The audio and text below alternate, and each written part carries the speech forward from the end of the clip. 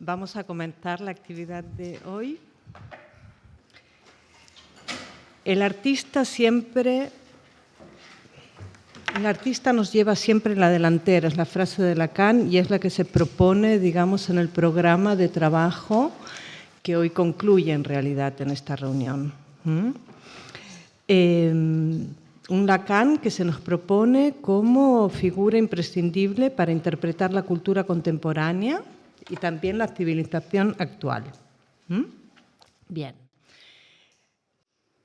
Podemos añadir, digamos, que el artista nos lleva siempre la delantera en nuestro intento como analista, Lacan era psicoanalista, digamos, de entender la esencia del hombre y también para hacer avanzar el psicoanálisis. En el encuentro de hoy, llevarnos la delantera es en tanto el artista, en este caso sería Sócrates el artista, digamos, no solo no retrocede como artista frente al horror, sino que con su Antígona nos presenta aquella que vemos no retroceder ante el horror, el extravío, la fatalidad, la calamidad, la te. Es el término en griego. Hoy se trata de lecturas que, como aparece en el programa, de alguna forma son lecturas políticas. Si para Freud la política es el inconsciente, para Lacan, por el contrario, el inconsciente es la política. Entonces, se trata de un encuentro en el que veremos diferentes lecturas, diría, de Antígona, las que nos van a ofrecer. La que hace Lacan, pero también en este caso vamos a tener, entiendo, lecturas de Butler, de Zizek, que de alguna forma leen a Lacan y también lo contravienen, digamos, y disputan entre ellos, tal como se nos va a presentar, pero también vamos a ver, digamos, a un Lacan que no solo lee Antígona, sino Goethe, Hegel, ¿no? Hay diferentes interpretaciones, digamos, diferentes lecturas de este texto en un debate entre ellas. Y esto va a estar hoy en esta mesa, porque tenemos también la lectura, digamos, que nos va a ofrecer Alicia Valdés y Sonia Rivas, que ahora las voy a presentar. Ellas ambas tienen una interesante carrera, tanto a nivel académico como a nivel de investigación. Yo no las voy a presentar extensamente porque esto está en la web, está detallado en el programa. Sí voy a decir brevemente lo que me parecen razones, digamos, especialmente interesantes para que hoy estén aquí, ambas. En un espacio que, como saben, es un espacio, digamos, organizado a partir de dos instituciones, ¿no? El Institut d'Humanitats de Barcelona, pero también la Biblioteca del Campo Freudiano de Barcelona, que es la biblioteca de la Escuela Lacaniana de Psicoanálisis, una biblioteca, digamos, que tiene numerosas ofertas, actividades abiertas en su mayoría y que donde pueden encontrar también, por supuesto, se puede hacer consulta de los textos, digamos, del psicoanálisis en general y posiblemente de Lacan en particular. Una biblioteca muy viva que incluso ahora va a haber vamos a celebrar, como todas las bibliotecas posiblemente, el Día de San Jordi con puertas abiertas, en fin, están todos invitados. Incluso si alguien quiere recibir información podría dejarnos su mail, por ejemplo, para poder recibirla. Pero sigo, a partir de estas dos instituciones que han tenido a bien organizar este evento. Hoy tenemos, entonces, les decía, a Alicia Valdés. Ella es doctora en Humanidades, actualmente tiene un contrato postdoctoral con la Universidad de Barcelona y forma parte del grupo de investigación Crisis of Patriarchal Reason. Practical Reason, perdón. Crisis de la razón práctica, sí.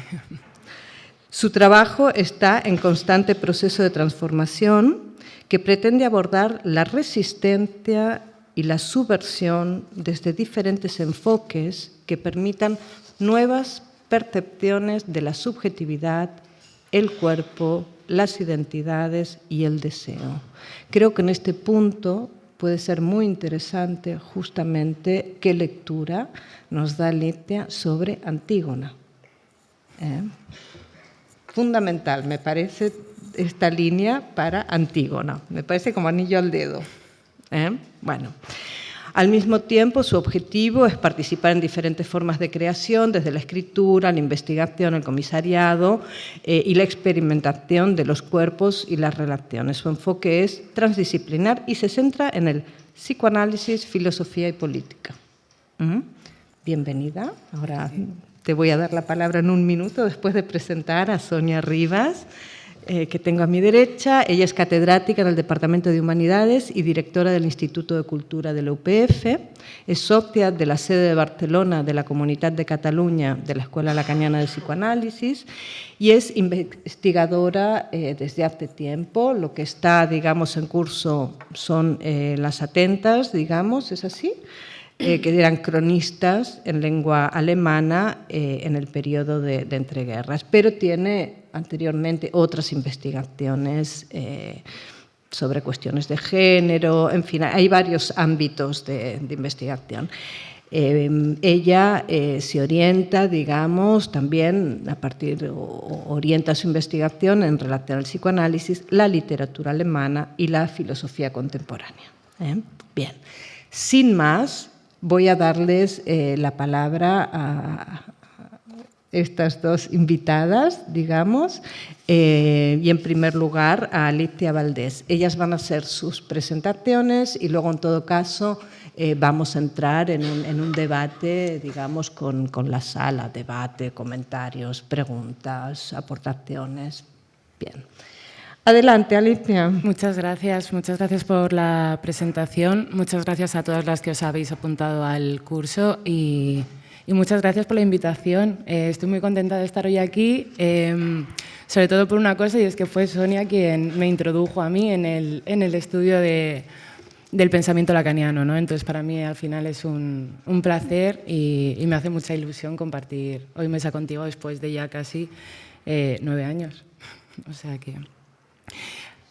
bueno, primero, antes de comenzar, Sonia había seleccionado un párrafo que aparece, bueno, como un poco a modo de resumen, también explicando cómo es la Antígona de Sófocles. Sonia había seleccionado este pequeño extracto que forma parte del libro de Antígona de Steiner, de 1797. Así que os lo voy a leer muy brevemente para que sepamos todas un poco dónde estamos. Antígona, hija de Edipo, rey de Tebas, concebida por la madre de este, Yocasta. Por la noche Antígona dio sepultura a su hermano Polínices contra las tajantes órdenes de Creonte, quien al enterarse del hecho dispuso que fuera enterrada viva. Pero Antígona se suicidó antes de que la sentencia fuera ejecutada. Y Hemón, hijo del rey, que estaba apasionadamente enamorado de ella y que no había logrado obtener su perdón, también se dio muerte junto a la tumba de Antígona. La muerte de Antígona es el tema de una de las tragedias de Sófocles. Los atenienses quedaron tan entusiasmados en la primera representación que ofrecieron el autor el gobierno de Samos. Esta tragedia fue presentada en Atenas 32 veces sin interrupción. Voy a poner... Alicia, te voy a pedir que vayas un poco más despacio. Vale. ¿Cómo se pone? Bueno, yo voy a hacer un poco una presentación un poco diferente porque vengo a explicar cuál sería la vigencia quizás contemporánea de Antígona dentro de la filosofía política y específicamente dentro de la teoría feminista, un poco desde la perspectiva que se define como la izquierda lacaniana, ¿no? En este caso, la presentación lleva como título Antígona en la encrucijada feminista porque precisamente hay una serie de debates, sobre todo entre Zizek y Butler, sobre si deberíamos considerar a Antígona una heroína feminista o no. Entonces, yo os voy a lanzar aquí una serie de ideas y luego vosotras me decís lo que opináis con respecto a ello. Ay, claro, estoy cambiándola aquí. Quizás creo que lo interesante también sería explicar qué es la izquierda lacaniana, ¿no? La izquierda lacaniana es realmente un término paraguas que viene un poco como a englobar a una serie de autores y de autoras que lo que hacen es utilizar de alguna manera la teoría psicoanalítica, centrándose mucho en el psicoanálisis lacaniano, para hacer un tipo de teoría crítica política. Sin embargo, es necesario también hacer referencia a que cuando hablamos de un término paraguas, hablamos de un término que engloba cosas que son heterogéneas. Es decir, los autores y las autoras de la izquierda lacaniana no tienen la misma aproximación a la teoría lacaniana y tampoco tienen la misma concepción de lo que debería ser una praxis política o, en este caso, una revolución, como veremos en el caso de Zizek y de Butler. Sino lo que vamos a ver es todo el rato diferentes posicionamientos. En este sentido, bueno, supongo que os mandarán un PDF con nuestras presentaciones y quizás podemos ampliar un poco también la bibliografía que se puso al principio.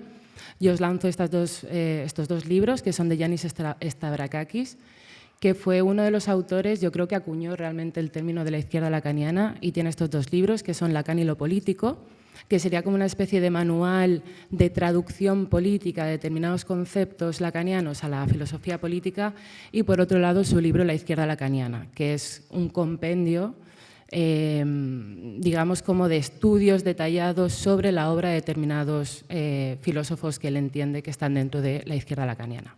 Sin embargo, yo en mi trabajo lo que me he dedicado siempre, bueno, siempre desde que empecé el doctorado, que ya fue hace un tiempo, a hacer una intervención feminista de la izquierda lacaniana. Yo entiendo que la izquierda lacaniana tiene un sesgo androcéntrico, como cualquier campo de conocimiento básicamente europeo en los últimos siglos, y entonces yo tengo aquí unas notas que también os quería lanzar, ¿no?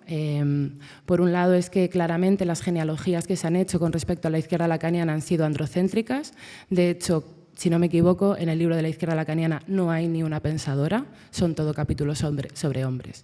Y creo que esto tiene que ver precisamente como con dos elementos. Por un lado, que hay un enfoque muy claro con que la izquierda lacaniana tiene que estar vinculada a la filosofía política, cuando yo no creo que sea así. Desde la teoría literaria y desde la crítica social también se ha hecho teoría muy buena que podría estar englobada en lo que se denomina la izquierda lacaniana, como puede ser el trabajo de Masumi. Y luego también que hay una especie de oda al ortodoxo o a la lectura ortodoxa de Lacan. Esto lo que hace es que muchas, en este caso teóricas feministas, al trabajar desde la transdisciplinaridad o desde la heterodoxia, no se consideren como tal, en el sentido de no se consideren lacanianas por no ser ortodoxas. Entonces, hoy os vengo a presentar dos lecturas, que esto, si hablásemos en términos de música contemporánea, sería el beef, ¿no?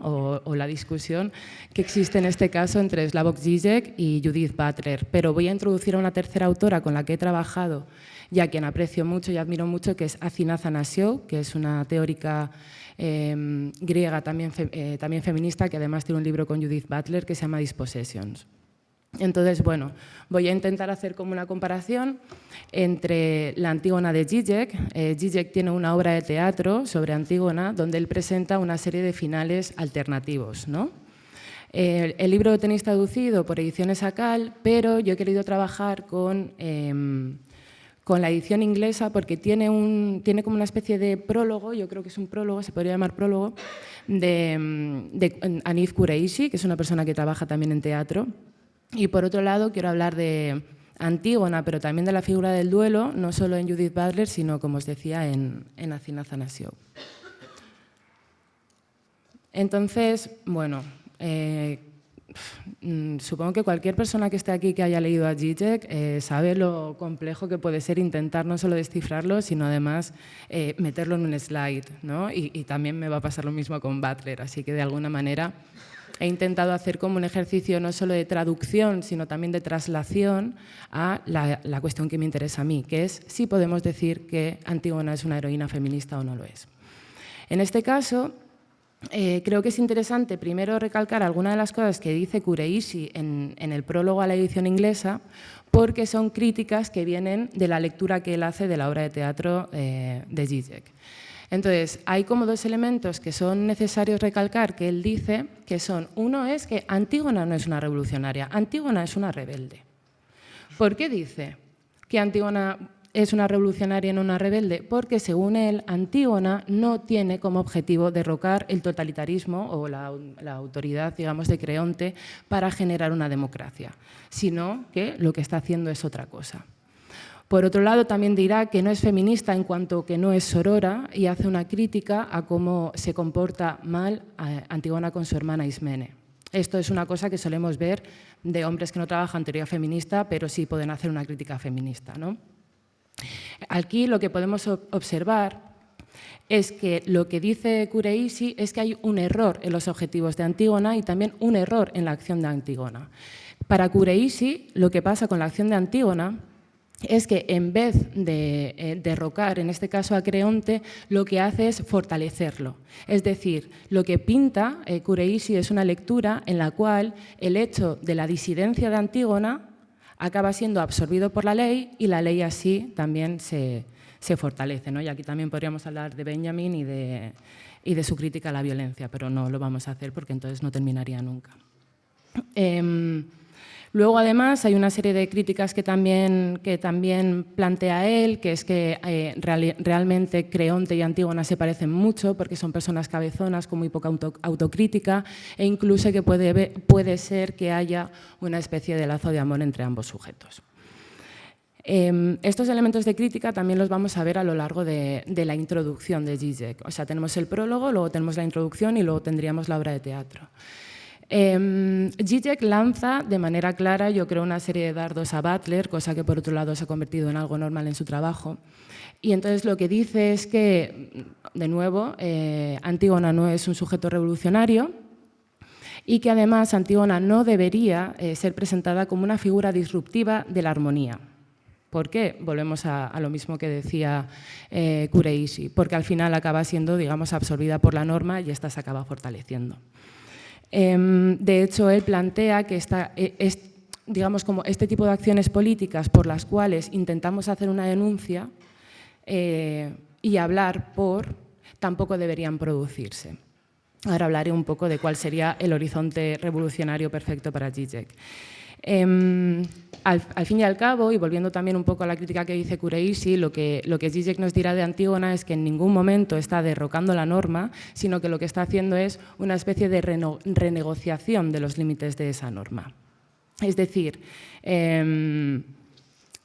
volvemos a lo mismo, ¿no? La absorción de la disidencia, entendida además como una condición sine qua non, porque aquí nunca se ha planteado, en este texto no se plantea la opción de que la disidencia pueda ser entonces algo que no sea absorbible.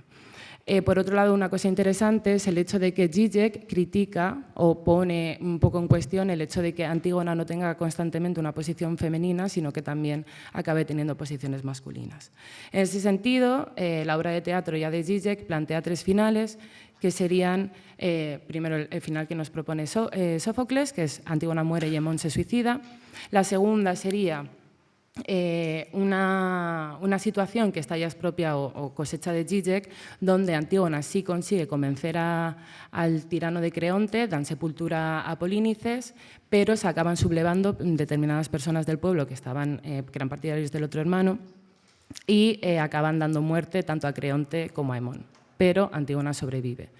Y por último, la tercera versión, que sería la versión en la que el coro toma un papel principal. El coro, en este caso, viene como a representar al pueblo y como el pueblo, al final, lo que acaba diciendo es estamos harta de Antígona y estamos harta de Creonte. Y aquí lo que queremos es lo que en términos de Zizek sería una revolución leninista, ¿no? Es decir, cómo el pueblo, en este caso, y aquí volviendo a una de las ideas de Zizek, volver a Lenin, entendiendo a volver un sujeto revolucionario completamente puro. Claro, yo aquí creo que, obviamente, ¿no?, la lectura que hace Zizek está muy sesgada por el tipo de horizonte político que él plantea y el tipo de horizonte revolucionario que él plantea en todo su trabajo, cosa con la que yo no estoy de acuerdo, porque al final Zizek acaba dibujando siempre un sujeto revolucionario tan perfecto que no existe y también acaba generando una idea de lo real o una idea del evento tan perfecto que al final no se acaba dando, ¿no? Esta es la crítica que vemos, por ejemplo, en la contraposición de la teoría de Laclau, de la democracia radical, con, en este caso, la teoría no sé cómo denominarla, de Zizek. También veremos esta crítica en Stavrakakis sobre la idea del real como posimbólico, presimbólico y las cuestiones con respecto al evento. Y por último, y para irnos a una crítica más geográficamente nuestra, sería la crítica que hace el compañero Antonio Gómez Millar, quien ha trabajado mucho el trabajo de Zizek y constantemente ha señalado, ¿no?, precisamente cómo se acaba hablando de un sujeto muy perfecto, muy revolucionario, pero nunca nos acaba diciendo quién es ese sujeto, ¿no? Entonces, ¿quién es esa clase revolucionaria? Zizek nunca acaba realmente de definirlo, ¿no? Esto yo sé que todo lo que estoy diciendo es bastante controvertido y luego ya lo discutiremos. Esto sería un poco la Antígona de Zizek, ¿no? Y ahora me gustaría ir también, de nuevo, de manera como muy superficial, por el texto de Butler. Butler, este texto es bastante complejo, además, no sé si lo habéis podido mirar, es el del Grito de Antígona. Y he querido resaltar también 4 elementos diferentes. Para empezar, partir del hecho de que Butler ya nos dice que ella mira a Antígona como una heroína feminista, ¿no? Ella se acerca al texto de Antígona entendiéndola como una figura feminista, pero es cierto que ella dice, ¿no?, en las primeras páginas del texto creo que se encuentra con lecturas, en este caso con la de Hegel, con la de Lacan y con la de Irigaray, que acaban centrándose en unas cuestiones que ella no ve como centrales, ¿no? Y luego ya nos propondrá cuál es su lectura. Butler habla, además, y esto se contrapone mucho con la idea que presentan los 2 autores anteriores, de la idea que Antígona es precisamente un sujeto revolucionario feminista que se aleja y que se contrapone contra esos feminismos institucionales o estatales. Es decir, Butler no ve ahí que esa disidencia sea absorbida y, por lo tanto, fortalezca la norma. Sin embargo, ella lo que se da cuenta es que uno de los grandes puntos de convergencia de las lecturas que se hicieron sobre Antígona es precisamente la del parentesco, ¿no? Y aquí os traigo unas cuantas citas y algunos de mis análisis, y estos son mis análisis como feminista de lo que yo hago con el texto de Butler. Por un lado, Antígona no rompería la ley si fuera por un hijo o un esposo. Esto lo dice ella claramente en uno de los diálogos. Yo hago esto por mi hermano porque mi hermano no puede volver a ser, ¿no? En el sentido de que sus padres están muertos, no puede volver a tener un hermano. Sin embargo, sí podría tener otros esposos y, sin embargo, también podría tener otra serie de hijos o esposas.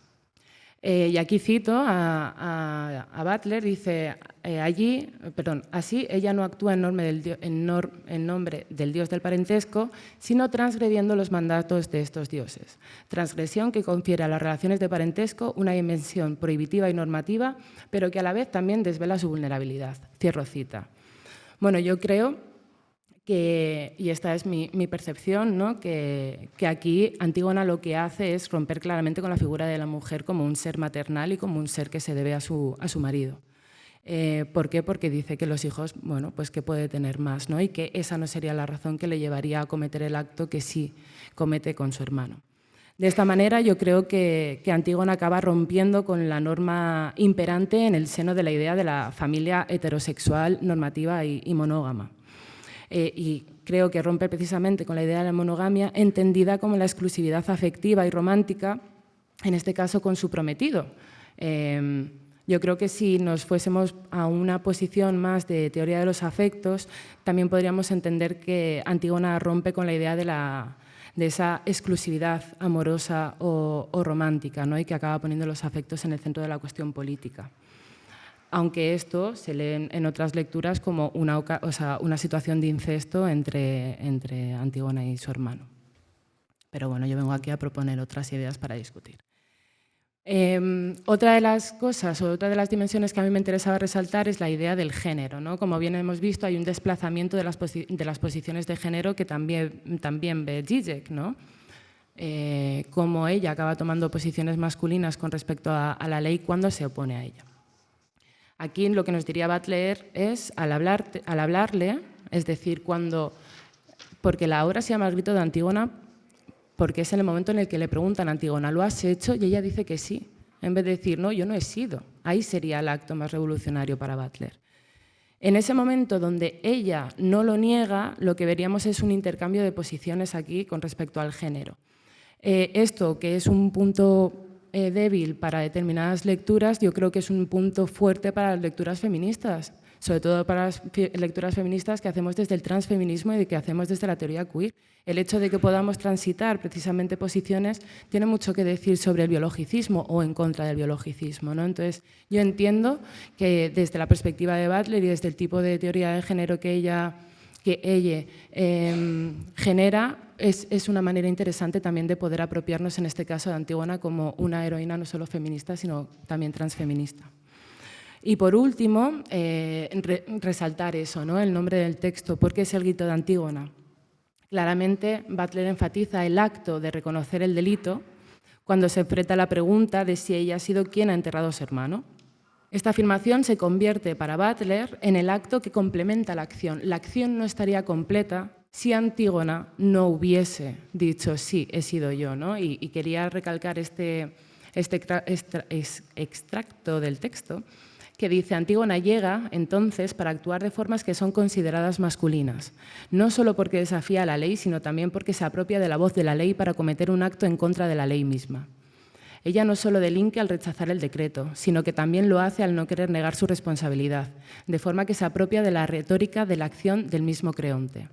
Creonte espera que sus palabras gobiernen las actuaciones de Antígona, y ella le contesta poniéndose a sus discursos como soberano, afirmando su propia soberanía. Cierro cita. Hubiese estado bien que Zizek también hubiese pensado en un final donde ella se hubiese callado. ¿Qué hubiese pasado si Antígona no hubiese finalizado su acción? Sin embargo, y estos serían como análisis muy controvertidos y muy básicos, digamos, de la Antígona en Zizek y de la Antígona en Butler, yo quería centrarme en un elemento que para mí es clave, ¿no? Que es si Antígona está viva, porque es un elemento que a veces parece que no queda claro en el texto, ¿no? ¿A qué me refiero con que si Antígona está viva? Si una persona decide cometer un acto sabiendo que estará muerta cuando lo haga, ¿está viva o está muerta? Cuando una persona es expulsada de la polis con respecto a las actuaciones o las acciones que ha realizado, ¿está viva o está muerta al no formar parte de la norma imperante que dice quién existe? Y por último, creo que ese estado liminal en el que se encuentra entre la vida y la muerte se ve también en la manera en la que Antígona está entre la vida la vida de la polis, y aquella que gobierna Creonte, pero también de la muerte que representa en este caso su hermano. Creo que ese espacio liminal entre la vida y la muerte se puede ver en estas tres dimensiones de la obra, y además es una cuestión que aparece de manera reiterada también, por ejemplo, en la lectura de Zizek. Aquí empezaría ya lo que sería mi completa no sé cómo decirlo, reapropiación de Antígona desde el feminismo contemporáneo, que tiene que ver precisamente con la idea que nos plantea Butler en sus libros de Marcos de Guerra y Vidas lloradas, que es si es suficiente con estar vivo para decir que tienes una vida vivible, ¿no? ¿Qué tipo de existencia te puede dar el estar vivo? ¿De qué manera podemos decir que Antígona está viva cuando ya sabe que va a recibir el castigo de su muerte, ¿no? Y aquí tiene mucho que ver con cómo Antígona decide no ajustarse a la norma. Y cito aquí a Butler: la capacidad epistemológica de aprender una vida depende parcialmente de que esta vida se produzca de acuerdo con normas que la califican como vida, o de hecho como parte de la vida. Aquí podríamos ver ese estado liminal en el que podríamos encontrar a Antígona.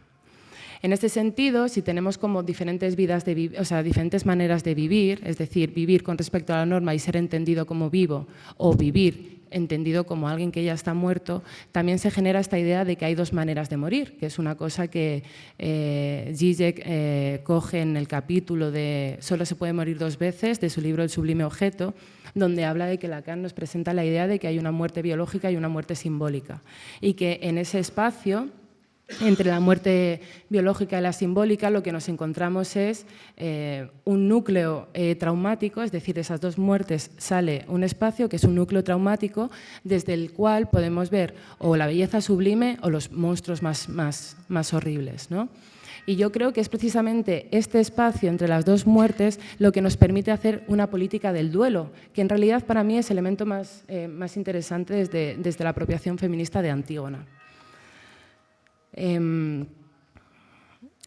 Para mí, el duelo es una de las grandes, y ahora hablaré un poco del contexto, por ejemplo, griego, ¿no? Del contexto latinoamericano. El luto o el duelo, bueno, aquí es que lo traduje de un texto mío. Sí, es que lo traduje de un texto mío en inglés, y en inglés es mourning, y mourning es duelo, pero se tradujo como luto, entonces lo corregiré y os lo... ¿Dónde está luto? Es duelo. Es duelo todo el rato, ¿vale? Lo que pasa es que ha habido ese problema con... Lo mismo. Sí, por eso, bueno, cuando salga el texto, si no, también lo podemos colgar en algún sitio. El duelo permite a los muertos encarnarse en el cuerpo de los otros. En este sentido, el duelo permite la encarnación de otros espíritus. Siguiendo a Derrida, el duelo permite la creación de espectros. El espectro es una incorporación paradójica de devenir cuerpo, una cierta forma fenomenológica, está mal puesto, y carnal del espíritu.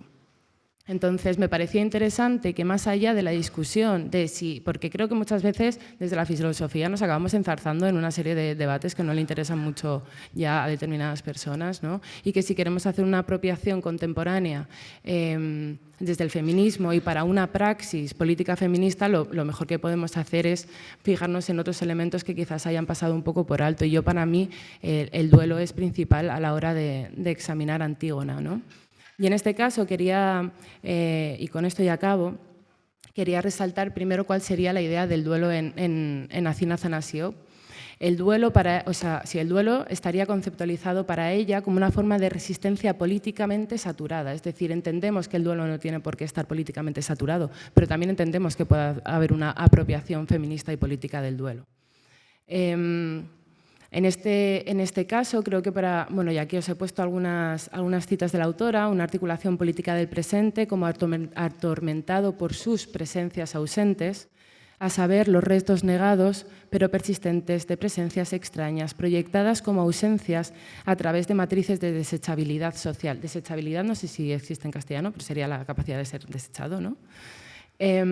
Y creo que es importante también porque nos da aquí un poco un rollo de lo uncanny, ¿no? de lo uncanny entendido como lo ajeno, como lo que está por fuera, y creo que el duelo nos permite también apropiarnos de eso, ¿no? Bueno, además, Athanasiou también es consciente de la distribución desigual de la habitabilidad y de la precariedad. Cuando hablamos de formas de vivir, sabemos que hay gente que tiene vidas vivibles simplemente como son. Una persona que es cisgénero tendrá mucha más capacidad de vivibilidad que una persona que es transgénero, sobre todo en determinados países donde todavía hay determinadas legislaciones que básicamente eliminan su existencia, ¿no? Entonces, esto también es una manera de nuevo, apropiarnos de esta idea del duelo desde el feminismo contemporáneo. Por otro lado, había un texto que de hecho leí hace muchos años en tu clase, que fue el de Bodily Vulnerability, no sé cómo se llama en castellano, pero es como políticas de la calle y coaliciones corporales, ¿no? Y también habla precisamente sobre el tema de la encarnación. Yo creo que uno de los temas que Zizek no trata mucho es precisamente cómo actúa la carne de Antígona, cómo actúa el cuerpo de Antígona, en una cosa que tiene que ver con si un cuerpo puede ser cuidado o no cuidado tras la muerte, ¿no? Puede ser un cuerpo cuidado o no cuidado también antes de la muerte, hablando en este caso del cuerpo de Antígona. En el caso del texto de Butler, vemos, por ejemplo, cómo estudia la coalición de cuerpos de las mujeres de la Plaza de Mayo, de las madres de la Plaza de Mayo, y cómo ellas también estaban allí por una situación de luto, y cómo ellas, poniendo su cuerpo, consiguieron hacer, en este caso, una disidencia que acabó produciendo determinadas crisis dentro del gobierno, ¿no? Entonces, y así a modo de broche, más allá de lo que podamos discutir ahora, yo diría eso, ¿no? Que quizás otro de los elementos, más allá de si es sorora, no es sorora, si es lo suficientemente revolucionaria para ser entendida como heroína feminista, habría otros elementos que mirar. Si vamos a mirar a Antígona como heroína feminista, empecemos a mirarla desde la teoría feminista también, ¿no? Empecemos a mirarla desde los afectos, desde los cuerpos, desde otros tipos de resistencia y también de otros tipos de habitar el mundo, en este caso. Gracias.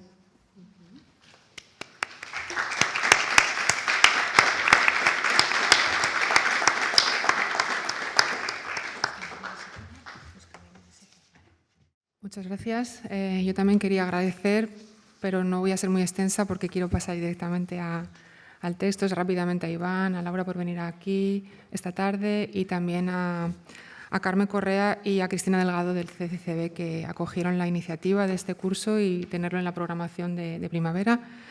Bien, hoy es el último día ya. Mi texto lo tendrán colgado en la página web con todas las referencias, también el PowerPoint. Así que, bueno, comienzo. Acabamos de escuchar a la exposición de Alicia Valdés sobre varias lecturas contemporáneas de Antígona en clave política y feminista. Lacan no era ajeno a este tipo de lecturas.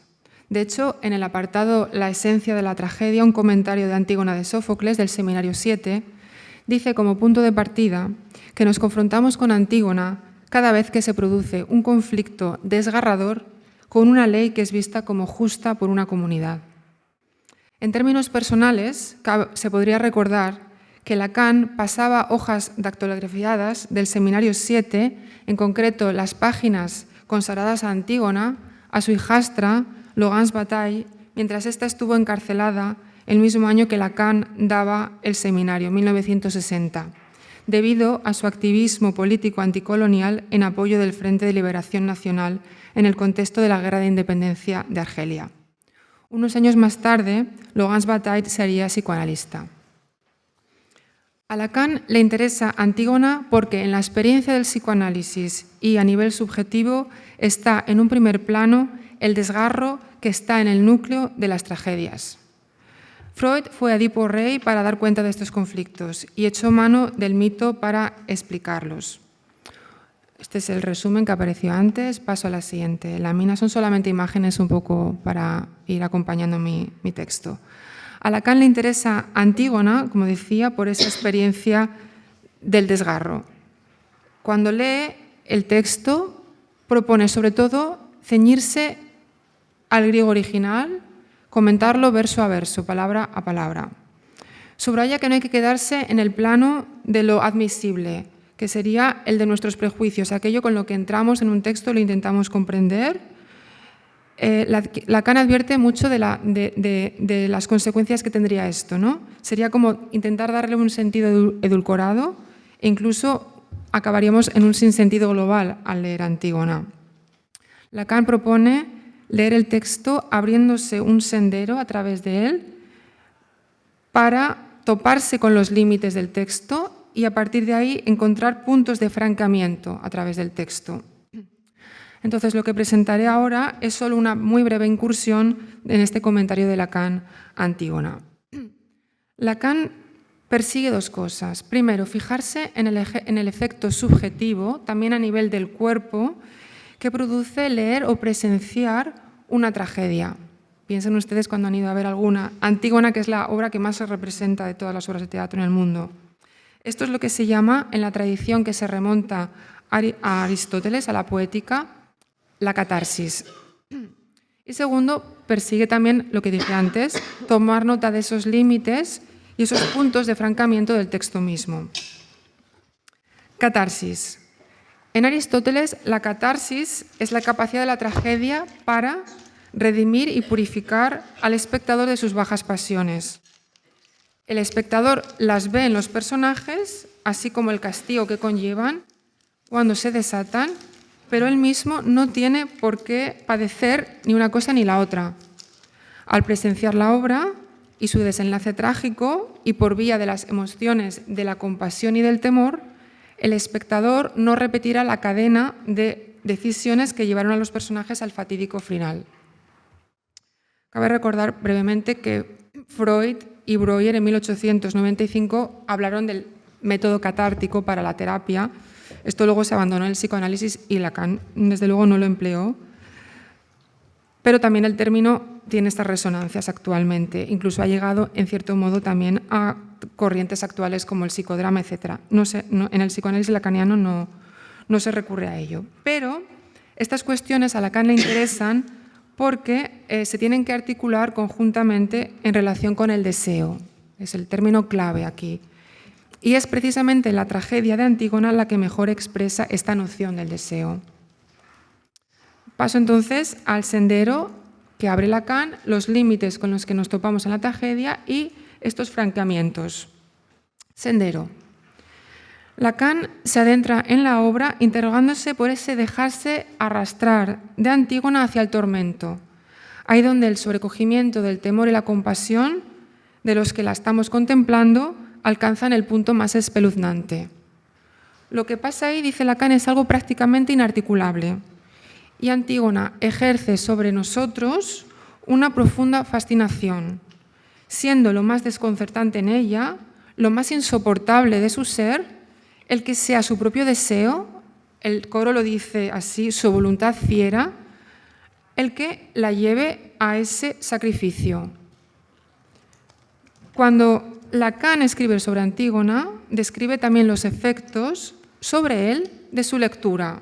Ahí lo voy a citar. Dice, más allá de los desarrollos moralizantes, más allá de la familia y de la patria, es ella quien nos fascina, con su brillo insoportable, con lo que tiene, que nos retiene y que a la vez nos veda en el sentido de que nos intimida, en lo que tiene de desconcertante esta víctima tan terriblemente voluntaria. Lacan emplea el término retener, en el sentido de quedarse pasmado, paralizado, inmóvil. Las palabras intimidar y terriblemente aluden a Aristóteles. Antígona es pavorosamente bella, así la describe el coro, cuando dice, rayo de sol, la más bella luz vista en Tebas.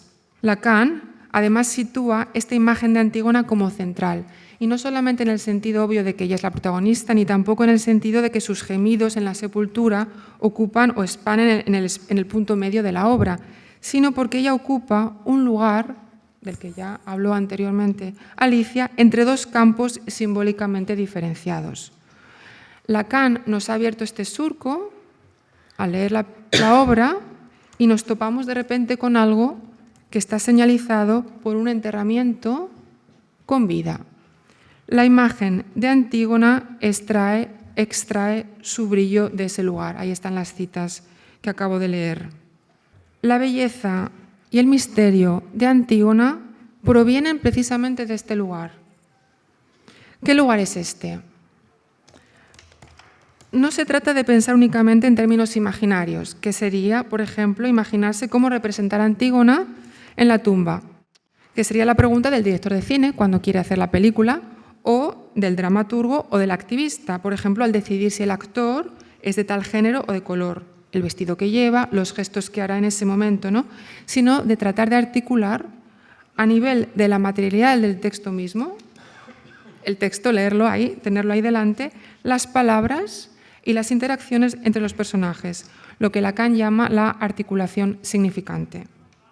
Entonces, para responder a esta pregunta sobre este lugar, en particular este lugar del que habló antes Alicia, Lacan recurre a la literatura, a la religión, a la filosofía y a la psiquiatría también. Sobre la literatura diré brevemente una cosa solo, y es que Lacan relaciona esta segunda muerte con la muerte imaginada por los héroes de Sade. Esto es, del Marqués de Sade, la muerte en la medida en que es convocada como el punto en el que se aniquila el ciclo mismo de las transformaciones naturales. Este es el suplicio de Antígona al ser enterrada viva en una tumba. Imposible de imaginar casi, ¿no? Este sufrimiento eterno. Abro una cuña publicitaria casi, porque dentro de muy poco se abrirá una exposición en el CCCB precisamente sobre el Marqués de Sade, y ahí podremos ver también cómo Sade fue importante para Lacan. Tiene un escrito de 1963, muy inmediatamente posterior casi a este seminario, que se llama Kant con Sade, y ha tenido repercusiones importantísimas también para la filosofía política, más allá del psicoanálisis. Habrá, esperemos, actividades paralelas sobre este texto en relación con la exposición cuando se abra. Cierro la cuña, continúo. Religión. Cuando Lacan menciona aquí el cristianismo y la crucifixión, esto es la tortura, destrucción y salvación de Cristo Dios cuando está en la cruz, y sitúa avant la lettre este tormento como una apoteosis del sadismo. aquí también se da ese límite del que estamos hablando, en el que el ser subsiste en este sufrimiento. Tercero, Lacan menciona a un filósofo que estaba leyendo en ese momento muchísimo, también tradujo Heidegger, el filósofo que tanto pensó sobre la muerte en relación con el ser, para decir que ese lugar es aquel en el que las falsas metáforas del ente no nos sirven, porque ahí realmente lo que está en juego es algo que tiene que ver con la posición del ser, en este sentido heideggeriano. Y cuarto, finalmente, Lacan trae a colación el término apofanía, que es un término de 1958 de la psiquiatría, en ese momento, para referirse a una fase del brote psicótico en la que aparecen alucinaciones e interpretaciones anormales de la experiencia. Entonces, estos cuatro aspectos reunidos confluyen en esta idea del lugar central de Antígona, esta vida que se confunde con la muerte, porque se sabe que la muerte será segura, esta muerte que es vivida de manera anticipada, esta muerte que se insinúa con la vida, o a la vez, a la inversa, mejor dicho, la vida que se insinúa en la muerte. Finalmente, también Freud señala que fue Freud quien vislumbró que la genealogía de la ley se puede reconstruir a partir de un crimen original y que tal crimen es para el psicoanálisis uno de los horizontes de investigación del deseo. Entonces, con todo lo anterior, Lacan emplea una metáfora para situar el deseo en este lugar entre dos. Dice, al atravesamiento de esta zona, el rayo del deseo a la vez se refleja y se refracta. Paso entonces a los límites. Una vez localizado este lugar desde donde Antígona extrae su brillo, Lacan conversa con otras lecturas previas de la obra, que hay muchísimas. Concentraré en dos, que son quizá de las más conocidas, pero hay muchas. Obviamente el libro que citaba antes Alicia de Steiner, Antígonas, hace un recorrido amplio de quizá las más conocidas desde el siglo XVIII. Entonces, aquí hablaré de Hegel y Goethe, que son las que maneja Lacan, donde además nos topamos claramente con estos límites de Antígona. Para Hegel, en Antígona hay una oposición entre Creonte, que encarna los valores políticos de la ciudad, y Antígona, que es la baluarte de los valores éticos de la familia. Creonte quiere dar honores a quien defendió la ciudad, a Eteocles, y le quiere dar sepultura, y decide dejar el cuerpo de Polinice sin enterrar para que lo devoren las bestias. Hegel considera que ambos valores tienen igualdad de derechos, y es ahí donde precisamente reside lo trágico, en un conflicto entre estas dos leyes. Goethe critica a Hegel de dos maneras. Primero, sostiene que lo trágico no reside en este conflicto entre dos niveles de reconocimiento, el del Estado y la familia, sino en algo que es la constatación de algo realmente insoluble. Es algo como realmente insoluble. Ahí reside un poco más lo trágico. No voy a citar todo lo que dice Goethe sobre este punto, solamente lo que está en negrita. Dice, podemos ser muy bien personas trágicas, quedando en segundo término nuestra condición de miembros de la familia o del Estado, porque lo que origina la tragedia es el conflicto insoluble, y este puede ser originado en la contradicción de circunstancias de un orden cualquiera. Lo que viene a decir Goethe es que el conflicto, tal y como lo presenta Hegel, por muy dolorosas y por muy inhumanas que sean las consecuencias de lo que plantea Hegel, realmente no nos dice nada sobre lo trágico como tal, sobre la esencia de lo trágico. En segundo lugar, a Goethe tampoco le convence eso de que lo que defiende Creonte es un valor o virtud política, el Estado. Goethe piensa que hay algo muy, muy salvaje en Creonte, es como un odio fuerte, y además no es solamente Antígona la que llega hasta el límite. También Creonte se sale de los límites contra su enemigo Polinice en la medida en que quiere asestarle también esa segunda muerte, de dejarlo ahí tirado en el campo, ¿no? Entonces, dice, aquí de nuevo solamente leo lo que está en negrita, Creón no obra por virtud política, sino por odio al muerto. Este proceder, el de Creonte, que ofende a los hombres y a los dioses, no solo es virtud de Estado, sino un verdadero crimen de Estado. Contra Creonte están cuantos intervienen en la obra, todo el mundo está en contra de él, y él sigue obcecado. Mas él no escucha nada, sino que sigue su camino criminoso hasta que consigue aniquilar a todos los suyos, porque al final acaban todos muertos, como en todas las tragedias, y hasta que él mismo al final ya no es sino su sobra. Lacan coincide con Goethe en ambas críticas lanzadas a Hegel y desarrolla la segunda diciendo que Antígona no se puede explicar simplemente como defensa de los derechos sagrados del muerto y la familia, ni siquiera como algo del orden de la santidad, porque parece que Antígona también tiene ese como elemento bastante de santidad, ¿no? De sacrificial. Lo crucial, según Lacan, es que aquí todos son arrastrados por una pasión. Hay otro punto de discordia de Hegel y Goethe donde Lacan interviene. Hegel se fija en un pasaje que ya citó antes o mencionó antes Alicia, vía Butler, en un pasaje de Antígona que ha causado muchísima especulación.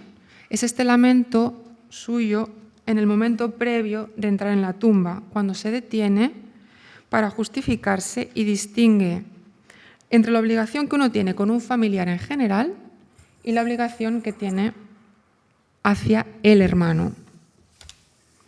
La cito aquí, esta es Antígona.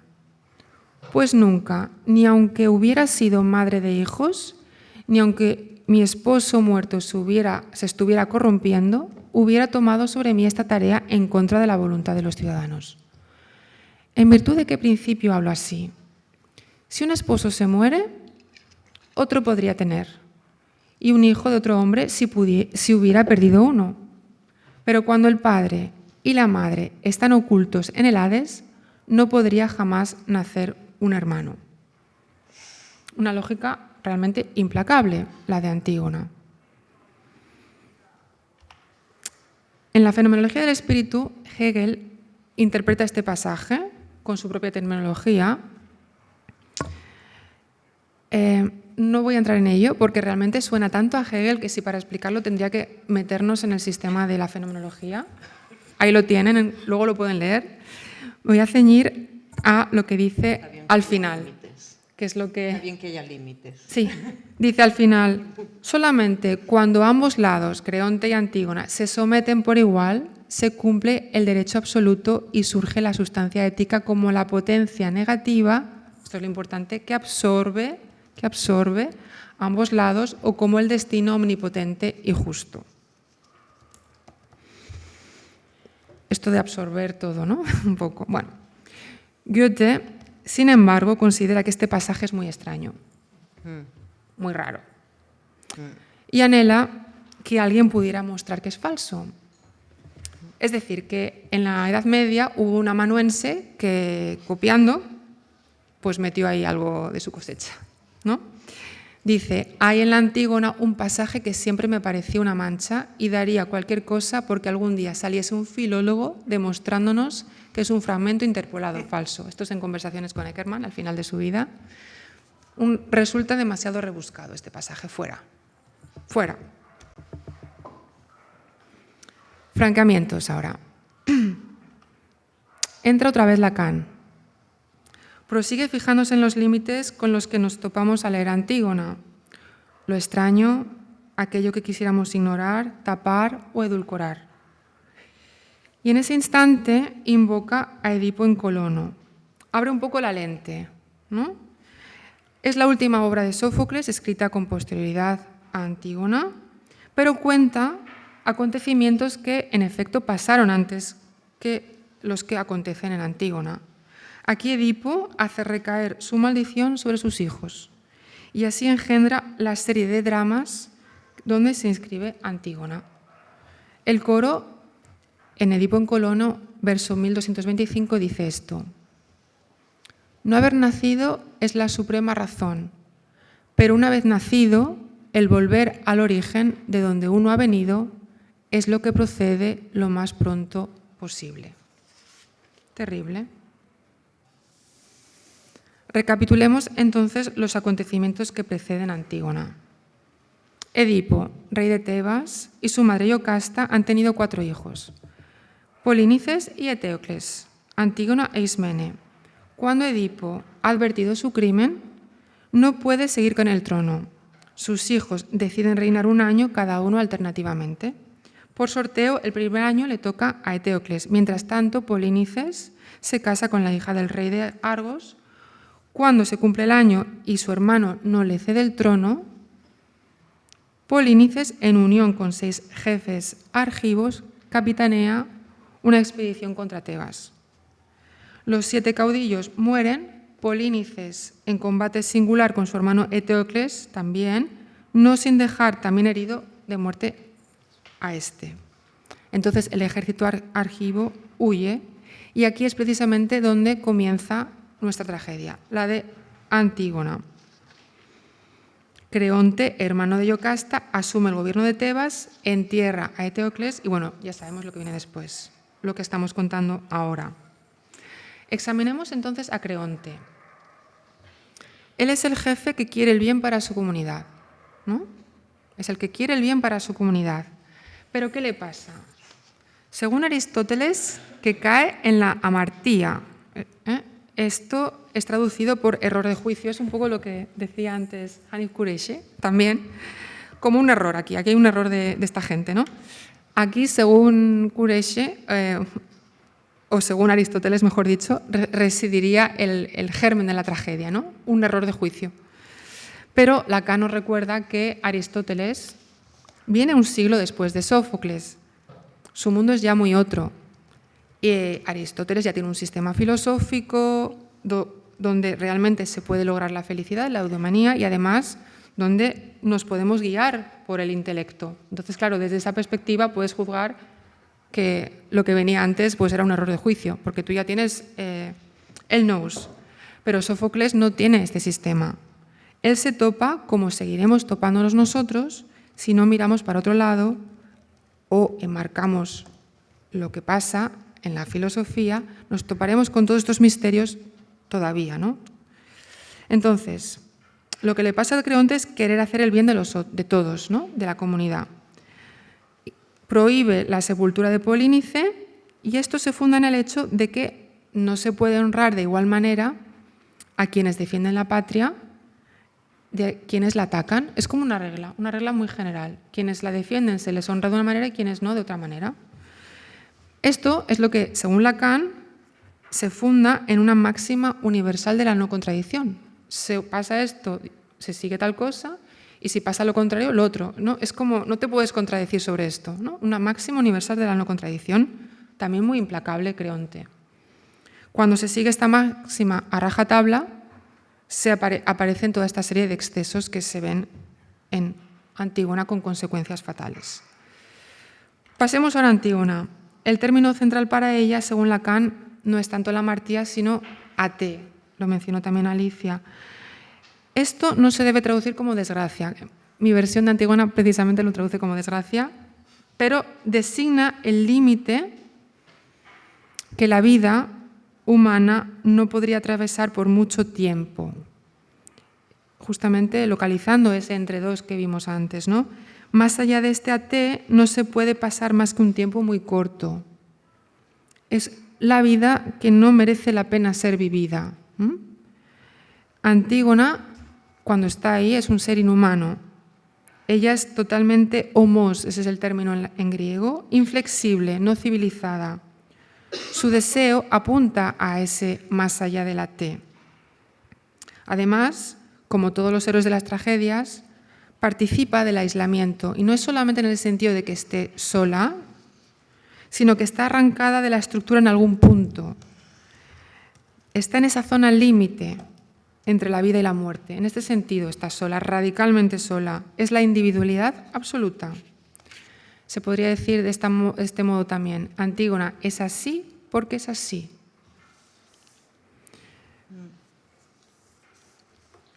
Y Lacan entonces parafrasea las palabras de Antígona. Esto es Lacan como si estuviese hablando haciendo de Antígona, ¿no? Mi hermano es todo lo que ustedes quieran. Es criminal, quiso arruinar los muros de la patria, llevar a sus compatriotas a la esclavitud, condujo a los enemigos a la ciudad, pero él es lo que es, y aquello de lo que se trata es de rendirle de honores fúnebres.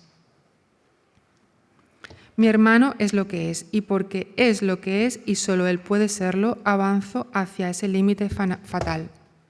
Mi marido, mis hijos son reemplazables, son relaciones, pero ese hermano que está privado de sepultura, que tiene en común el haber nacido de la misma matriz y el estar ligado al mismo padre, ese hermano es algo único, y este es el único motivo por el que me opongo a vuestros edictos.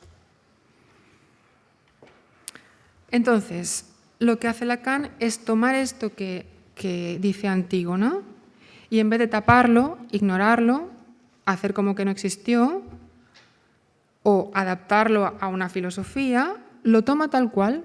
Ahí está el tema de nuestro ciclo, ¿no? El artista nos lleva a la delantera. Lo toma tal cual y le da entidad conceptual para el psicoanálisis, para la teoría psicoanalítica. Antígona invoca con estas palabras el derecho que surge en el lenguaje del carácter imborrable de lo que es imborrable a partir del momento en el que la palabra, el significante que surge, lo detiene como algo fijo a través de todo el flujo de las transformaciones posibles. Ahí ese es lo que es. Hay algo que está ahí fijado en la posición de Antígona. Es una posición imposible de quebrar, infranqueable.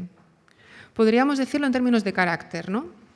Que si es muy obcecada, que si es muy terca, pero Lacan lo explica más bien en términos de lenguaje y la relación estructural con las palabras, así como con la idea de que en el lenguaje también hay una dimensión creacionista ex nihilo de hacer aparecer donde no había nada. Es una dimensión que normalmente se nos olvida, por la cual el lenguaje se fija en la vida. El corte, dice Lacan, que instaura en la vida del hombre la presencia misma del lenguaje. Volvamos una vez muy rápidamente a la cadena de acontecimientos, hecho mano del término merimna, como Lacan. Para Lacan, el merimna es una palabra que alude a los términos de la articulación significante. Es el merimna de los labdácidas, la familia de Antígona, el que empuja a Antígona hacia la T. Antígona y Polínices son hijos de un incesto. Cuando Edipo se da cuenta de lo que ha hecho, lanza esa maldición. La descendencia de la unión incestuosa se desdobla. Polínices representa la potencia, es rey. Esto hay que tenerlo en consideración también, es muy importante, que estamos hablando de una monarquía. No hay muchas monarquías en un Estado, tiene que haber una y ya está. Importante el uno aquí. Y ella representa el crimen. Pero ambos son hijos del crimen. Edipo descubre que se había casado con su propia madre, con Iocasta, y lanza esa maldición sobre sus hijos, en la que desea que se repartan el reino de Tebas, luchando entre ellos, etcétera, etcétera. Ahí sabemos cómo sigue, ¿no? Conviene recordar además que en Edipo en Colono, Polínices implora a sus hermanas que, por favor, lo sepulten. No lo voy a leer para no extenderme demasiado. Recae la maldición de Edipo en sus hijos. Estamos hablando, como decía antes, de una familia real. ¿Qué se hace habitualmente con los reyes? Por lo que representan, que es la unidad del Estado y la comunidad política, se los perdona. Es así de jodido, pero es así. Se olvida lo que hicieron, se les da honores fúnebres. Se podría haber hecho esto con Polínices, ¿no? ¿Por qué no? Es de una familia real. Habría sido reconocer su potencia como tal. Pero al no haberse hecho, Antígona asume el sacrificio en pro de la T familiar. Por eso Antígona eterniza esta AT. Lacan, entonces, ha hecho este trazado a través de Antígona, se topa con los límites de la obra y produce un francamiento ciñéndose a la estructura significante del texto. Al concluir dice que no excluyo, en primera persona lo voy a leer, que yo no excluyo que yo también en ocasiones pueda caer en un contrasentido, y propone volver a releer diversos pasajes que siguen siendo oscuros. El brillo de Antígona sigue refulgiendo para nosotros cada vez que la leemos y la presenciamos. En las últimas páginas del seminario dice Lacan: lo que el sujeto conquista en el análisis es su propia ley cuyo escrutinio verifica el sujeto. Esta ley es en primer término algo que empezó a articularse antes que él. En las generaciones precedentes, y que es hablando estrictamente la T. Aquí está hablando no de Antígona, se está refiriendo a cualquiera de nosotros. Esta T, aunque no alcance lo trágico de la T de Antígona, no por ello deja de ser pariente de la infelicidad. A partir de esta lectura de Antígona, Lacan propone al final del seminario para el psicoanálisis una ética heroica con 3 máximas que están ahí expuestas. Propongo que de la única cosa de la que se puede ser culpable, al menos en la perspectiva psicoanalítica, es de haber cedido en su deseo. La definición del héroe, aquel que puede ser impunemente traicionado. Después dice, eso no está al alcance de todo el mundo, esto de ser héroe, y es la diferencia entre el hombre común y el héroe. Para el hombre común, la traición tiene como efecto el arrojarlo definitivamente al servicio de los bienes, pero con la condición de que nunca volverá a encontrar lo que lo orienta verdaderamente en ese servicio. Y finalmente, no hay otro bien más que el que puede servir para pagar el precio del acceso al deseo. Estas orientaciones fueron interpretadas de diferentes maneras dentro y fuera del psicoanálisis y generaron un buen número de malentendidos. En los años 60, en lo social, fueron leídas como eslóganes de la emancipación del amor y el goce, porque fueron reducidas a no ceder en tu deseo y se convirtieron erróneamente en la identificación con un deseo individualista. Hoy que el psicoanálisis no tiene una presencia tan intensa en lo social, sin embargo, a lo mejor pueden ser leídas otra vez con Antígona y sobre todo a la luz de esta lectura tan minuciosa y pegada a la letra que hace Lacan de la tragedia. Lacan volvió en numerosas ocasiones al seminario de la ética y en general también a la ética del psicoanálisis, dialogando consigo mismo, criticándose a sí mismo muchas veces, avanzando a otras posiciones y conceptualizaciones diferentes en distintos puntos de su recorrido. Se podría decir que después abandonó este heroísmo transgresor de Antígona, pero su deseo, manifestado en sus últimas palabras antes de entrar en coma y morir, muy a la Antígona, soy obstinado, todavía nos mueve.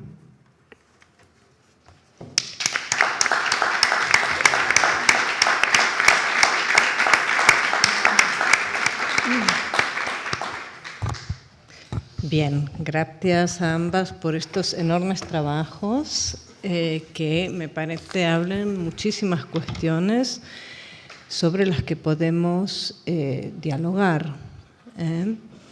Yo quizá lo que haré es plantear un poco una pregunta a cada una, más que una pregunta, es algo sobre lo que reflexionar un poco y quería también comentar una cuestión en relación a lo que voy a preguntar de alguna forma que toca algo de lo que dice Lacan. Yo soy psicoanalista de la escuela lacaniana, entonces ¿no? Siempre vuelvo sobre esta lectura y lo tomo a partir de una cuestión que ha salido en los 2 trabajos. Una es en la cuestión esta que ha salido de forma bastante reiterada, ¿no? De no haría esto, ¿no? La posición de Antígona, no haría esto si fuera mi marido, no haría esto, ¿no? Si fueran mis hijos, y sí lo haría por un hermano. A mí me sigue pareciendo enigmático, no como ¿no? que diría cámbienlo, aquí hay un error, no pondríamos en cuestión que quiere decir el autor, o sea, que esas palabras no las puso ahí el autor, ¿no? Es un personaje, por supuesto, no es una persona, Antígona, eso lo tenemos siempre presente, pero un personaje que representa algo bueno. El otro punto, digamos, en el que pienso que también está, digamos, en las dos ponencias muy presente, es la cuestión entre la vida y la muerte, ¿no? Y vemos cómo nos han presentado que hay diferentes interpretaciones de esta cuestión, ¿no? Entonces, me parece interesante ir a una cuestión de Lacan que toca estos dos puntos, porque en realidad estos dos puntos Lacan los toca apenas en 2 páginas. No, está todo bastante condensado. En una cuestión, o sea, ¿a qué va Lacan en ese punto? Yo diría, tal como yo lo he leído, y confieso que he vuelto este texto y lo he entendido al de Lacan y al de Antígona, y ambos los he entendido de otra manera a como los había leído en otro momento. Creo que eso nos pasa a todos. Cada vez, son textos que cada vez que volvemos encontramos algo. Incluso yo diría, pienso que me había equivocado en una interpretación anterior, posiblemente me equivoco también hoy. Son cuestiones que pasan, digamos, con el lenguaje y con las obras clásicas y con estos autores que nunca se acaban de cerrar, yo creo, o es mi experiencia, ¿no? Entonces, me parece que hay una, en la página 334, por si lo queréis, Lacan dice que a partir del momento en que las palabras y el lenguaje y el significante están en juego, algo puede ser dicho y se dice así. Y es esta cuestión de me da igual, y si es mi hermano, no, y si fuera mi... No, al contrario, si es mi hermano, no me da igual. Si fuera, ¿no? Entonces, me parece que hay algo fundamental, que es la cuestión a la que Lacan, toda su obra fue así, es la relación del ser viviente capaz de lenguaje con el significante. Como cuando entra el significante en juego en un ser viviente con capacidad de lenguaje, paz. Traumatismo, dice al final, paz. Todo queda un poco descolocado, uno queda empaltat, uno queda injertado por este lenguaje que, como lo vivimos todo el tiempo, casi ni nos damos cuenta, pero, bueno, ¿a qué voy con esto? ¿A qué voy? Por un lado, a que la respuesta un poco de Lacan es lo que nos leía Sonia al final, digamos, pero ha parecido que un hermano es único, mi hermano es mi hermano y mi hermano es... O sea, al ser, lo que se es, ¿no? Soy un camaleón, es mi hermano, es único, una cuestión de lenguaje. Esto no pasa con los animales, por ejemplo, ¿no? De alguna forma. ¿A qué voy? A esta cuestión, pero entre la vida y la muerte. ¿Qué de entre la vida y la muerte?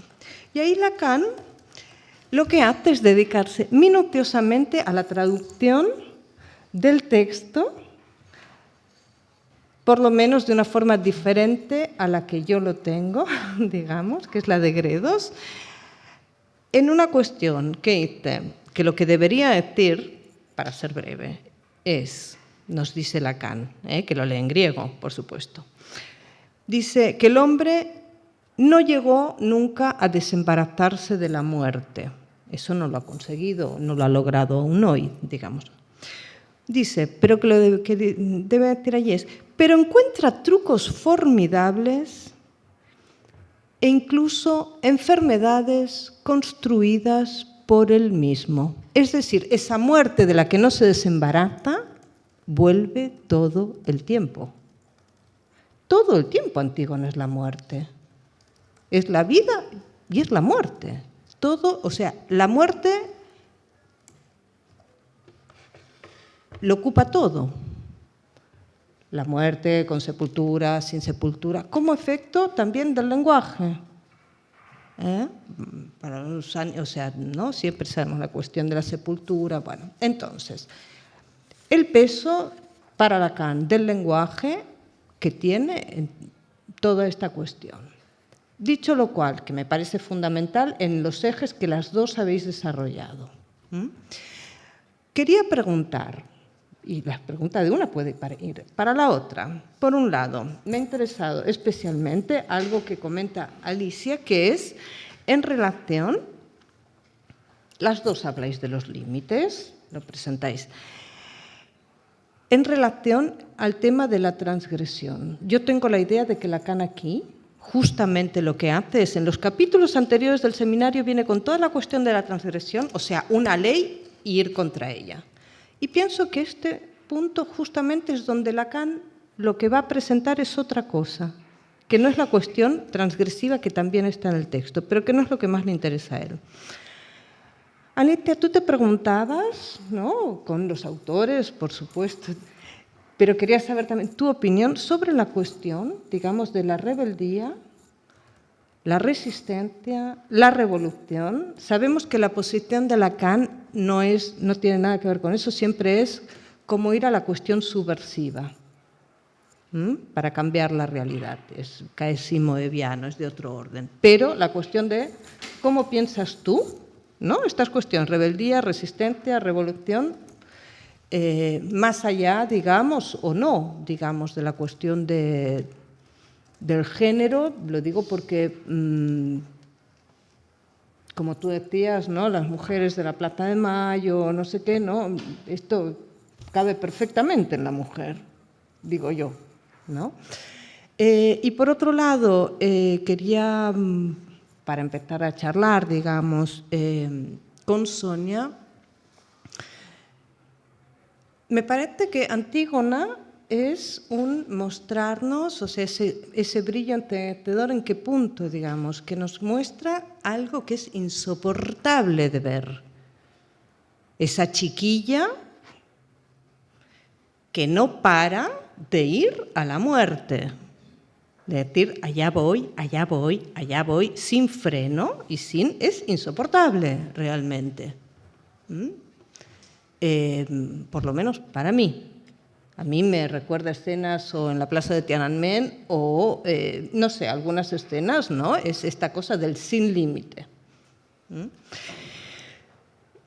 ¿Se desprendería de tu texto, de lo que nos has presentado, que algo de esto, de este no ceder, sería lo que orienta el psicoanálisis? Lo digo porque yo lo leo como que Lacan lo que nos presenta aquí justamente es la pulsión de muerte. Y lo dice con todas las palabras, además, ¿no? Sin compasión y sin miedo, que serían dos formas de límite, digamos, ¿no? Esta cuestión de Lacan, es verdad, hay un no retroceder, digamos, pero aquí no es un no retroceder frente a algunas cosas, uno puede no retroceder, mantenerse en algunas cuestiones, pero aquí es la cuestión de no parar de avanzar hacia lo peor. Entonces me parece complicado poder plantear esto, digamos, entonces, ¿cómo lo ves tú? Son dos preguntas. Me han dicho que además hay gente que está online y que podría pedir intervenir y que eso alguien va a retomar esas cuestiones si aparecen. Entonces, ¿hay preguntas en la sala para recogerlas ya o les doy la palabra a ellas? Que recojan. Sí, mejor que recojan, porque si no, igual no nos da tiempo. Venga. Hay una palabra tomada en la sala, Iván Ruiz. Alguien que conozco, si no los nombro, cada uno a sí mismo, por favor. De entrada, agradecer muchísimo a Sonia y a Alicia sus presentaciones. Realmente sería para entrar y para conversar con cada una de ellas sobre su trabajo. Lo que pasa es que habíamos preparado para hoy justamente que pudieran sus trabajos y ellas mismas dialogar, ¿no? Entonces, bueno, me reservo para otro momento las preguntas sobre el interés que me ha generado cada uno de los dos trabajos. Y querría decir algo que me parece que surge del diálogo que vuestras dos presentaciones establecen. Porque, por un lado, tú, Alicia, has mencionado, digamos, dos posiciones, que es por un lado la de Zizek y por el otro la de Butler, en las que a mí me parecía escuchar un reverso de una misma cosa, es decir, que como tú decías, ¿no?, me parece muy interesante, el reconocer el acto que ha hecho o no reconocerlo, a mí tal como lo explicaban, me parecía como el reverso y el anverso de una misma cosa. Y después de escuchar a Sonia la posición que toma Lacan en relación al acto de Antígona, me parece que ahí aparece este giro que Lacan hace en su lectura sobre Antígona, que el deseo de Antígona no es un deseo finalmente que esté dirigido hacia un otro consistente, al que hay que esconder o al que hay que mostrar, sino un deseo de diferencia absoluta. Y eso me hizo recordar que en realidad en el seminario 7 que habéis mencionado, Lacan usa la lectura de Antígona después de todo el estudio riguroso que hace sobre el texto griego y todas las referencias hechas a Antígona hasta ese momento. A Lacan lo que más le interesa en ese seminario es inventar de algún modo algo genuino para el psicoanálisis, que es el deseo del psicoanalista.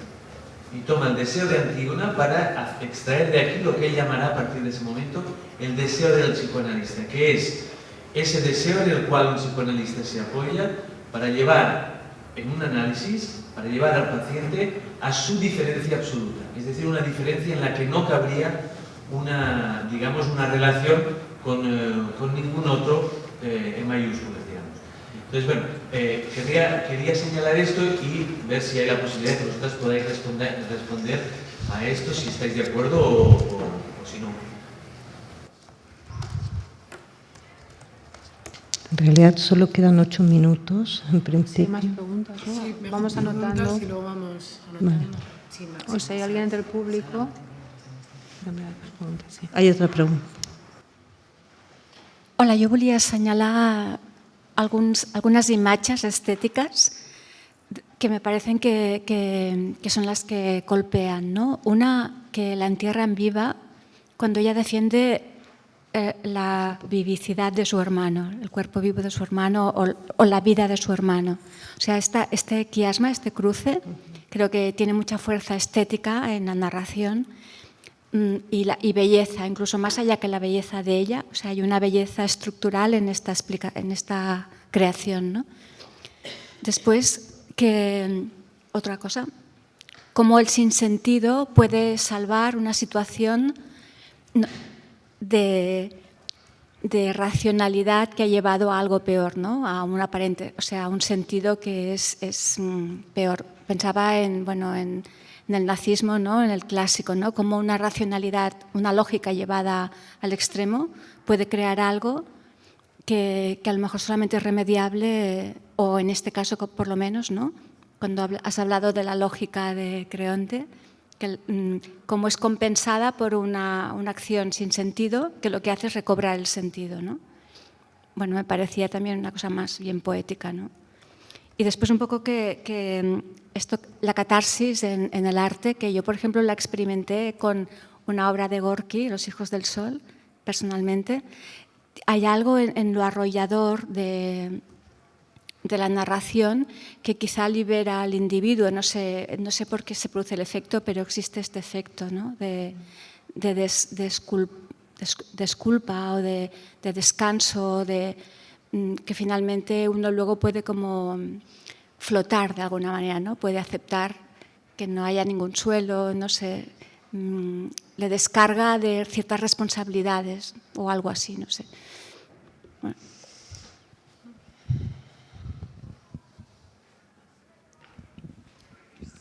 Quedan 5 minutos solamente, si no hay ninguna otra pregunta y podéis responder con este tiempo.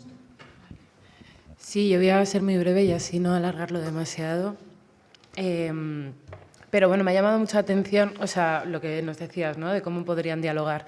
Yo he ido tomando un montón de notas con lo que estaba contando Sonia, sobre todo porque, bueno, previamente obviamente hemos hablado, ¿no? Y la idea era como que yo planteara un poco una cuestión desde una perspectiva y Sonia desde otra, y además desde diferentes textos, aunque ella haya leído los textos que yo he mencionado y yo haya leído el Seminario 7. Pero había una cosa que tú nos estabas preguntando, que es básicamente como yo he ido dialogando con Sonia mientras ella iba hablando, que tiene que ver precisamente con, entonces, ¿qué sería revolucionario? ¿No? Es decir, he copiado la frase, porque iba a citarla, que es la que nos has leído al final, ¿no? Que lo que el sujeto conquista en el análisis es su propia ley. Claro, si esto lo leyéramos, por ejemplo, desde Zizek, no sería revolucionario, porque el hecho de que tú tengas tu propia ley no es revolucionario. Aquí también entraría esa crítica que él suele hacer, muy basada en mayo del 68, con que esto en realidad es un acto egoísta o individual, que en realidad no va a generar ningún tipo de revolución. Por eso él habla del coro como ese sujeto activo y colectivo que viene a representar al pueblo, ¿no? Claro, tú decías, ¿es rebeldía, resistencia o revolución? Y me introducías la idea de que Lacan habla de la subversión. Es que además el feminismo de Butler habla de la subversión. Aquí es donde realmente vemos, yo creo que el gran conflicto, ¿no? el beef, ¿no? Entre Butler y Zizek, que es que yo creo que Zizek no ve la subversión como revolucionaria. Él entiende constantemente que algo que es subversivo, que algo que es puramente disidente no va a servir. Porque él entiende que todo el rato hay una especie de ejercicio de codificación de lo real, o sea, de lo real por parte de la realidad, que lo único que hace es como fortalecer en este caso la realidad. Claro, Butler te dirá otra cosa, porque toda la teoría queer y todo el activismo feminista va precisamente sobre ser la disidencia, porque la disidencia lo que hace primero es dejar ver la norma, es decir, la hace visible. ¿Qué es lo que hace Antígona? Antígona lo que está diciendo es algo que no podría ser cuestionado, lo cuestiono. Y con ese acto de cuestionamiento la estoy haciendo visible, ¿no? Luego estaría bien también en estas cosas que tiene Zizek de inventarse finales, pues que también hubiese ido más allá de ese coro que se levanta. ¿Qué hubieran hecho? Porque una de las cosas que ha pasado con las lecturas de Zizek, de todas las revueltas o los riots, es que nunca habla después de esos riots. ¿Por qué? Porque el sujeto, una vez que ya ha entrado en esa revolución, ya no le parece revolucionario, ¿no? Y entonces también estaría bien hablar un poco de qué habría después. En ese sentido, no acabo de entender lo que dices de si es la misma, o sea, si son dos caras de la misma moneda, porque en realidad creo que Butler, por ejemplo, y voy a tu comentario, pone el lenguaje en el centro, cosa que Zizek no hace. O sea, yo creo que en Butler vemos mucho más como el lenguaje, en este caso, secciona al sujeto, ¿no? Y una cosa que me ha llamado la atención de lo que estabas diciendo, lo leí hace tiempo, lo vuelvo a leer ahora y la lectura que me produce es diferente, creo que se enlaza muy bien con lo que estaba diciendo Sonia de cómo le afectaba la lectura a Lacan, ¿no? De la propia tragedia. Es que la lectura es encarnada, porque el lenguaje también está afectándonos a través del texto y creo que eso sí que se ve en Butler y no se verá en Zizek. Y en cuanto al tema del gran otro que nos planteabas, creo que tiene que ver precisamente con eso. Es decir, ¿cómo entiende Zizek la ley? ¿De qué manera va a entender la ley? ¿De qué manera significa que la conquista del analizado como la consecución de una propia ley? Y además, ¿cómo si no está la T? ¿Cómo la T nos lleva a la infelicidad? ¿Y cuánto aguanta un aparato psíquico en ese espacio, ¿no? Y yo creo que eso es interesante y que son un montón de cosas que no aparecen en la lectura de Zizek, que sí que aparecen en Butler, pero que aún así se sigue hablando de que quizás quien mejor lo lea o que meta más elementos lacanianos sea Zizek, cuando en este caso, por ejemplo, me parece muy interesante. Y también estoy comparando solo dos textos, Butler. Y me ha gustado mucho lo que has dicho de las imágenes, porque creo que volvemos otra vez al cuerpo, cosa que muchas veces desaparece, ¿no? Y el hecho, Sonia también lo ha recalcado cuando hablaba, qué horror imaginarse precisamente ese cuerpo encerrado, ¿no? Ese cuerpo siendo enterrado vivo. Entonces también poner un poco ahí de nuevo la idea del cuerpo dentro de lo que sería la subversión. ¿Me da tiempo a decir algo? Sí, claro.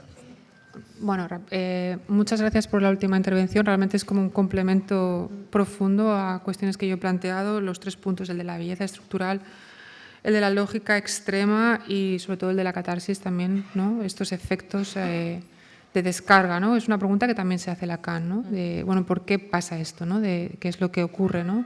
Para que en ese momento se produzca un alivio, ¿no? Y pone ejemplos incluso, ¿no? Que podríamos actualizar nosotros, ¿no? Él habla de los conciertos rock, o podríamos pensar, ¿no? En la cultura rave, ¿no? De cuando tienes ese subidón y después hay como una calma. También basándonos en Aristóteles, que Aristóteles conectaba esto también con la música, ¿no?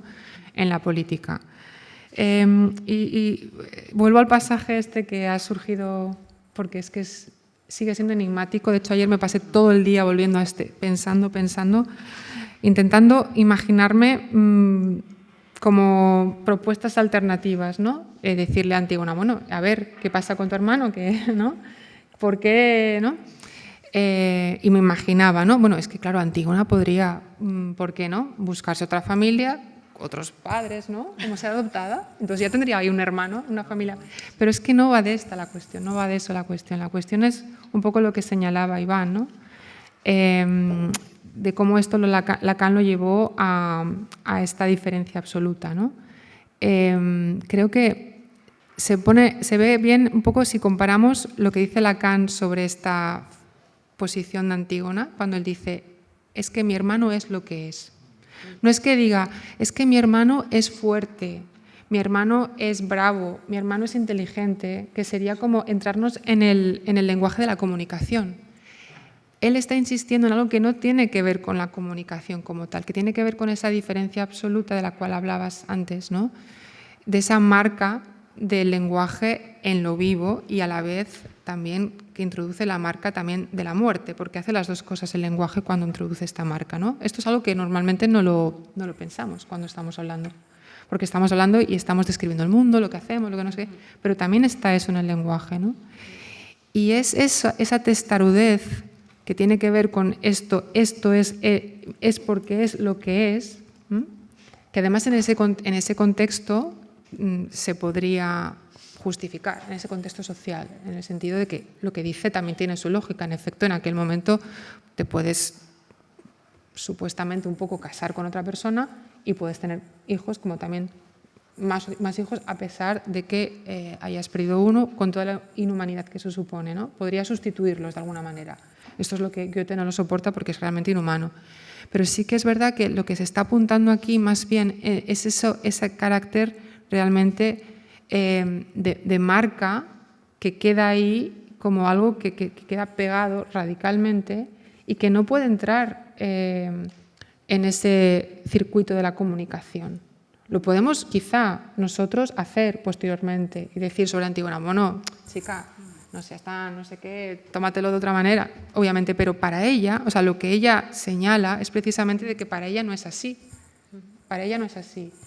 Y eso también creo que es algo de lo cual Lacan aprende, en el sentido de que tenemos que tomar sus palabras tal cual, no intentar esconderlas como hace Goethe o montarlo todo esto dentro de un sistema filosófico o decir que es inhumana. Es verdad que todo esto se podría hacer, pero es tomar tal cual sus palabras. Ella dice que es así y es así, punto. O sea, es esa marca que para ella tiene estas palabras que vienen precisamente de algo dicho también por el padre. Esa maldición que podría haber sido cualquier otro en nuestro contexto, pero en ese contexto pues fue el padre, ¿no? Entonces es esa marca, eso inamovible que Lacan señala, y conviene destacar también que no es que señale esto como una esencia metafísica, es algo que está marcado en el cuerpo. Como el nombre de Antígona, ¿no? O sea, dice que hace el análisis de que el nombre de Antígona significa aquella que no puede ser madre o algo así. A partir de ahí yo creo que también, como en este caso el significante de Antígona como nombre, ya le está diciendo cuál es, ¿no? Es decir, Antígona, quien no puede tener hijos, entonces se entiende también mucho mejor la frase y cómo en este caso el nombre de Antígona ya le está sentenciando. El lenguaje marca el cuerpo. Sí. Antes mencioné muy rápidamente a Heidegger, también estaba en ese momento Lacan leyendo a Heidegger, y Heidegger en su filosofía, cuando hablaba del lenguaje, precisamente también destacaba esto, ¿no? Señala el nombre precisamente con este carácter irreductible que no tienen otras palabras, y señala asimismo este carácter irreductible de la conexión entre el lenguaje en tanto que ser, a diferencia de, digamos, en la terminología heideggeriana, la forma habitual en la que nos referimos a las cosas como los entes en el mundo, ¿no? Hay una dimensión propia del ser humano que está intrínseca en el lenguaje y es la cual habitualmente se nos olvida, pero que está ahí presente, ¿no? Es ella, Antígona, la que nos recuerda esta dimensión, pienso. Echándome mucha prisa esto, pero... Quedan millones de cuestiones que se podrían comentar. Ha sido un encuentro muy rico. Gracias por vuestras presentaciones. Y bueno, aquí se acaba un ciclo, por lo que entiendo. Habrá nuevas programaciones, imagino. Hasta la próxima, entonces. Gracias a todos. Gracias por su presencia también.